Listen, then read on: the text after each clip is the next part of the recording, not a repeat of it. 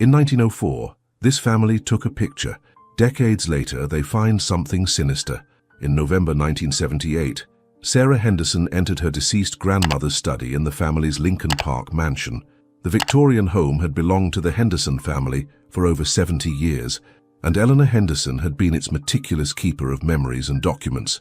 The study contained decades of accumulated family history. Sarah worked methodically through each drawer of the mahogany desk, preserving what she could of her family's past. When she opened the bottom drawer, her hands found a leather-bound photograph album hidden beneath financial papers. The album's brass clasp had tarnished with age, and its leather binding showed the wear of many decades. Inside, sepia-toned photographs documented Chicago's high society from the early 1900s. Page after page revealed formal portraits, social gatherings, and family celebrations from a bygone era. One photograph stood out among the collection. The formal family portrait from Christmas 1904 showed 5 members of the Henderson family arranged in the mansion's grand parlor. Cornelius Henderson, Sarah's great-great-grandfather, stood beside his wife Margaret and their 3 children. Behind them, an ornate fireplace dominated the scene, topped by an elaborate mirror in a gilded frame. The photograph appeared unremarkable at first glance, a typical formal portrait of a wealthy Chicago family during the city's golden age of prosperity and growth. Sarah brought the photograph to Northwestern University, where she worked as a graduate assistant in the history department. The university had recently acquired digital enhancement equipment, allowing researchers to examine historical documents with unprecedented clarity. The high-resolution scanner captured every detail of the 74-year-old photograph. On the computer screen, the image appeared larger and clearer than it had ever been seen before. The technology revealed textures in clothing, expressions on faces, and architectural details that were invisible to the naked eye. Professor Michael Chen observed the process with interest. The photograph's quality was exceptional for 1904, suggesting the Henderson family had employed one of Chicago's premier photographers for their formal portrait. Sarah systematically examined each section of the enhanced image.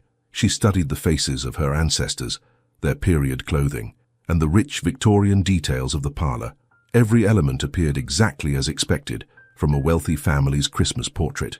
When she focused the enhancement on the ornate mirror above the fireplace, something unexpected appeared on the screen. Reflected in the mirror's surface was a 6th figure, someone who had not been part of the formal family arrangement. The reflection showed a man standing behind and to the left of the photographer's position, watching the scene unfold. Most disturbing was the object visible in his hands. The reflection revealed a man partially obscured by shadows, his face not entirely clear but his presence undeniable. In his hands, he held what appeared to be a long, thin object, something that seemed distinctly out of place in the context of a family Christmas portrait. Multiple printed copies confirmed what the digital enhancement had revealed. The figure was definitely present in the original 1904 photograph, captured inadvertently in the mirror's reflection. The object in his hands appeared to be roughly 3 feet in length, though its exact nature remained unclear. Sarah took the enhanced photographs to the Chicago Historical Society the following morning. Head archivist Margaret Kowalski had worked with researchers for over 20 years and had extensive knowledge of the city's prominent families from the early 1900s. The Henderson family records showed they had been among Chicago's social elite. Cornelius Henderson had made his fortune in steel and railroad investments, capitalizing on the city's rapid industrial growth following the Great Fire of 1871. The family owned multiple properties, including the Lincoln Park mansion where the photograph was taken. Margaret located newspaper society pages from December 1904. The Chicago Tribune had covered the Henderson family's Christmas celebration, describing it as one of the season's most elegant gatherings. The newspaper account mentioned dozens of guests, elaborate decorations, and a formal photographer hired to document the occasion. However, the newspaper made no mention of any incidents or unusual occurrences during the celebration. Research into Chicago's social landscape of 1904 revealed a city at the height of its Gilded Age prosperity. The World's Columbian Exposition of 1893 had established Chicago as a major cultural center, attracting wealthy industrialists and their families to establish grand residences throughout the city. The Henderson family moved in circles that included meatpacking magnates, railroad tycoons, and political figures. Cornelius Henderson served on several corporate boards and had connections to City Hall through business partnerships and social relationships. However, 1904 was also a year of significant social tension in Chicago. Labor disputes were common, and the gap between the wealthy elite and working classes had created underlying friction throughout the city. Several prominent families had received threatening letters, and some had hired private security for social gatherings. Margaret Kowalski discovered references to the Henderson family in police records from early 1905. In February of that year, Chicago police had questioned Cornelius Henderson regarding the disappearance of a business associate named Thomas Garrett. The questioning was described as routine, and no charges were filed. Thomas Garrett had been a partner in one of Henderson's smaller business ventures, a construction company that built residential properties in the rapidly expanding neighborhoods surrounding downtown Chicago. Garrett was last seen leaving his office on January 15, 1905, approximately 3 weeks after the Henderson family's Christmas celebration. The police investigation into Garrett's disappearance yielded no significant leads. His business partnership with Henderson was dissolved in March 1905, with Henderson assuming full control of the construction company. Thomas Garrett's disappearance had been thoroughly documented by the Chicago Police Department. Detective reports described a man in his early 30s, married with 2 young children, who had shown no signs of personal or financial distress before vanishing. Garrett's wife, Elizabeth, had told police that her husband had been concerned about irregularities in the construction company's finances. He had mentioned discovering discrepancies in material costs and labor payments, but had not provided specific details about his concerns. The detective assigned to the case, Sergeant William Murphy, had interviewed Cornelius Henderson twice. Henderson claimed that Garrett had been discussing the possibility of leaving Chicago to pursue opportunities in California. According to Henderson, Garrett had seemed restless and eager for a change of scenery. However, Elizabeth Garrett contradicted this account. She insisted that her husband had never mentioned California and had been making long-term plans for their family's future in Chicago. Thomas had recently signed a lease for a larger apartment and had enrolled their eldest child in a prestigious private school. The investigation stalled when no additional evidence emerged. Thomas Garrett's body was never found, and the case remained officially unsolved. Elizabeth Garrett moved back to her family in Pennsylvania 6 months later, taking her children with her. Sarah discovered that the construction company, now under Henderson's sole ownership, had become significantly more profitable after Garrett's disappearance. City records showed that the company received several lucrative contracts from Chicago's Department of Public Works throughout 1905 and 1906. Sarah returned to the enhanced photograph with new context about Thomas Garrett's disappearance. The mysterious figure reflected in the mirror had been present at the Henderson family's Christmas celebration on December 25, 1904, just 3 weeks before Garrett vanished. She brought the image to a forensics expert at the University of Chicago. Dr. Robert Sterling had experience analyzing historical photographs for law enforcement and academic research. His examination focused on the object visible in the reflected figure's hands.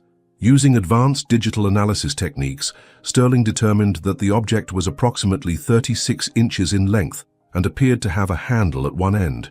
The shape and proportions suggested it could be a walking stick, umbrella, or possibly a rifle. Further enhancement revealed details that had been invisible in previous examinations. The object appeared to have metallic components that reflected the parlor's lighting differently than wood or fabric would.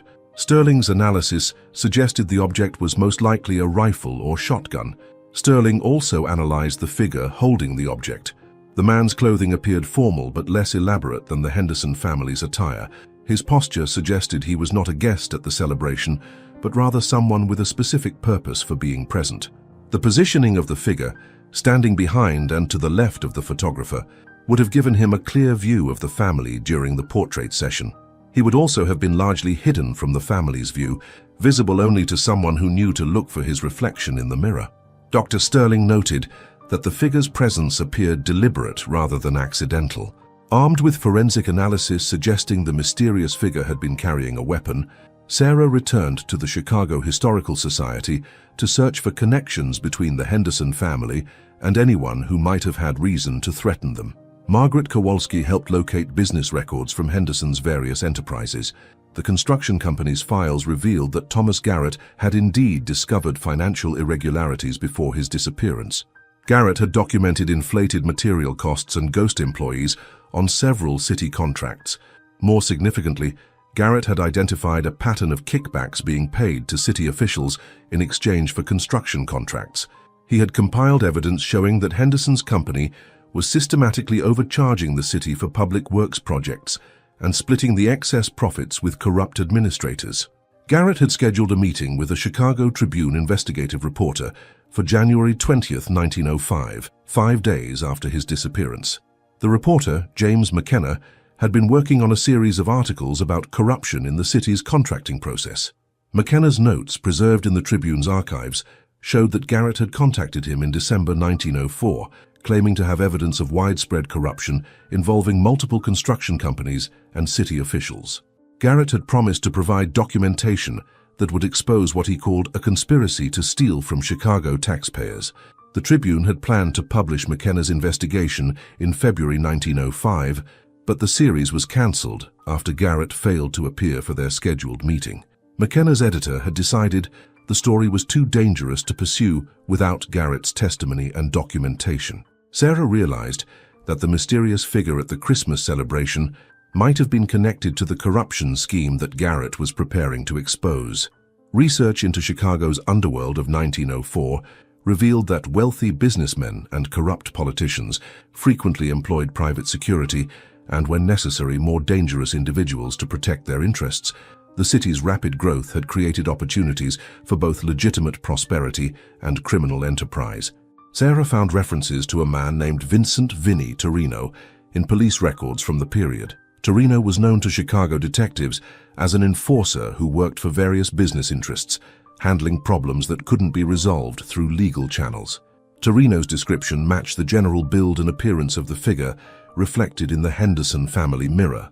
Police records indicated he was approximately 6 feet tall, wore formal clothing to blend into respectable society, and was known to carry firearms concealed beneath his coat. Detective reports from 1905 showed that police had questioned Torino about several disappearances and unexplained deaths among Chicago's business community. However, witnesses were consistently reluctant to testify against him, and no charges were ever filed. Most significantly, Sarah discovered that Torino had been employed by a group of businessmen and city officials who were involved in the same corruption scheme that Thomas Garrett had been investigating. This group, which included several of Henderson's business associates, had been systematically embezzling money from city contracts for over 3 years. Torino's presence at the Henderson Christmas celebration suggested that the family was aware of the threat that Garrett posed to their criminal enterprise. The weapon he carried indicated they were prepared to eliminate that threat permanently. The timing was crucial. Garrett disappeared 3 weeks after the Christmas celebration, just days before he was scheduled to meet with the Tribune reporter. Evidence suggested that Thomas Garrett's murder had been planned during the Henderson family's Christmas celebration. The presence of Vincent Torino, captured inadvertently in the mirror's reflection, placed him at the scene where the conspiracy was likely finalized. Sarah discovered that several of the guests at the Christmas party were later connected to the corruption scandal. City Building Inspector Harold Marsh, who had been present at the celebration, was dismissed from his position in 1906 following allegations of accepting bribes. Alderman Patrick Connolly, another guest, was investigated by a grand jury in 1907 for his connections to fraudulent city contracts.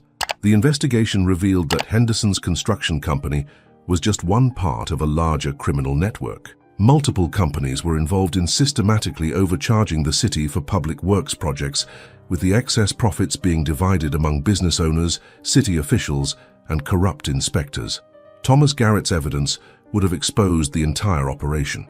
His murder ensured that the documentation he had compiled disappeared along with him, effectively ending any threat to the conspiracy.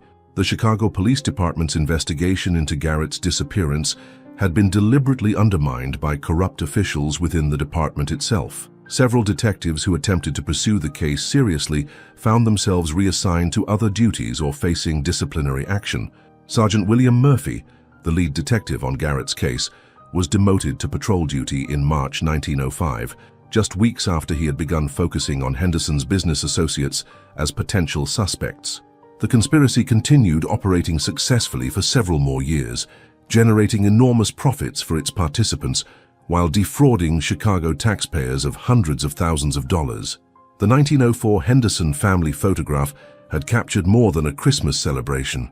It had inadvertently documented the planning of a murder and the continuation of a massive corruption scheme. Vincent Torino's reflection in the mirror provided evidence of a crime that had been covered up for over 70 years. Sarah's discovery explained several mysterious aspects of her family's history. The Henderson fortune had grown dramatically after 1905, funded by profits from the corrupt construction contracts. The family had used this wealth to establish themselves among Chicago's most prominent citizens, contributing to charities and cultural institutions throughout the early 20th century. However, the foundation of their prosperity had been built on theft and murder. Thomas Garrett's children had grown up in poverty in Pennsylvania, while the Hendersons enjoyed the wealth that should have supported Garrett's family. Sarah faced a difficult decision about what to do with her discovery. The crimes had occurred decades ago, and most of the perpetrators were long dead. However, Thomas Garrett's descendants might still be alive, unaware of the true circumstances surrounding their ancestors' disappearance. She decided to contact the Chicago Police Department's Cold Case Unit and provide them with the enhanced photograph and her research findings. While criminal prosecution was no longer possible, the evidence might finally provide closure for Garrett's family. The 1904 photograph, which had seemed like a simple family memento, became a testament to how the past refuses to remain buried. Sometimes truth emerges from the most unexpected places, reflected in a mirror, captured by accident, waiting decades for the right person to notice what others had missed. Sarah's grandmother had preserved the photograph for 74 years, unknowingly maintaining evidence of her family's darkest secret.